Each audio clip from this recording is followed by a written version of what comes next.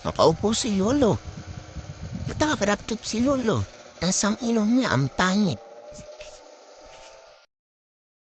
Puntaan natin si Lolo. Una natin. Ganda ng bahay ni Lolo. Ako yun ah. Puntahin dyan ako. Hindi na pala de Lolo. Creeping na tayo. Ay. Ay, ano yan Lolo? Bakit dalawa na lang ngipin mo? Ano yan sa ilong mo? Ang dami namang ano yan. Buhok. De Lolo. Wow, si Lolo nanalo pala siya ng the largest heart candy. Ba't nandito yung pustiso ni Lolo pangalat-kalat?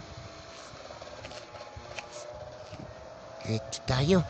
Ang daming laway ni